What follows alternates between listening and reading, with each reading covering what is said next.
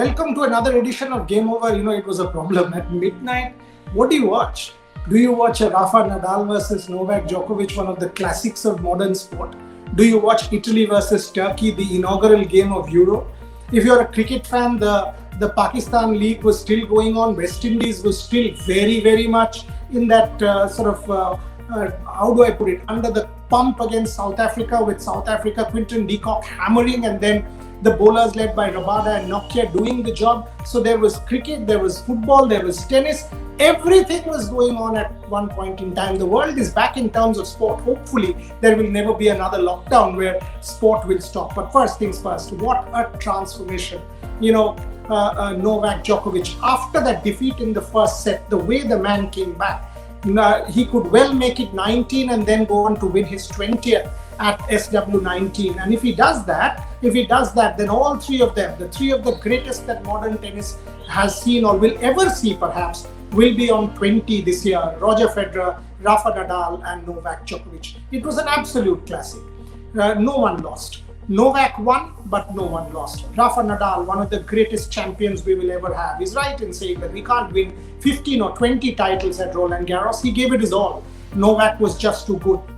You can now perhaps say that Novak, because of the physical fitness, will perhaps go down as the one who will win the maximum number of slams. And will he be the greatest? That will be a debate where the jury is out. But what an athlete that man is.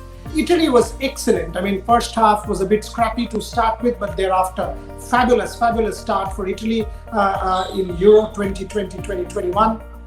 Good to see in Rome, in front of the home crowd, the Italians really sort of stood up, and that's what been the speciality for Italy so far. They've done very, very well in recent times. Not many people were giving the Italians a major chance, but some of them. I mean, Italy in international football has been one of the teams that has hardly lost in recent times at all. So they will definitely have a chance come the Euros. I mean, now progressing further, do not rule the Italians out. Multiple games lined up for tonight. So Euro big time has started. We are also awaiting for the Copa to start. As far as cricket is concerned, New Zealand versus England, very well poised at this point in time.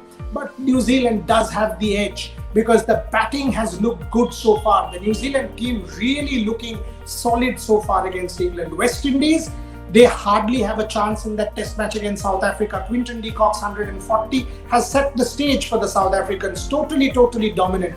And then the bowlers, Lungi Ngidi, a fifer in the first innings, Nokia 4, Rabada 1 in the second, Rabada 2 already. So South Africa well and truly on top against the West Indies. And so these two test matches going very, very interesting. The other thing I will say is the Indian intra-squad match. If you see, many people are asking for the scorecards. It's not about scorecards because players who even got out once were given another opportunity to bat. It's not the number. The fact is the intensity. We've seen a bit of footage. The Indians are getting into match simulated mode. That is what they will do in Sri Lanka also. 5 more days for the start of the WTC final, and India clearly will be ready. Coming to David Warner, says something fascinating about Rohit Sharma. Says that, when he gets to a 50, it is very natural for an aggressive batsman or a confident batsman like Rohit Sharma to try and accelerate because he knows he's in control at that point. He's given the example of a white ball batsman, a white ball great, because with white ball, that's when you sort of push on. And with Rohit, that's what is happening. It happened with David Warner also.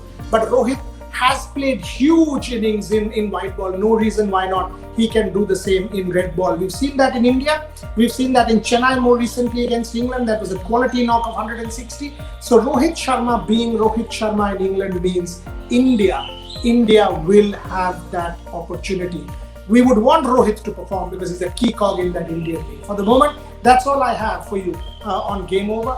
Tune in tomorrow because plenty happening in the world of sport. So I've got plenty to talk to you.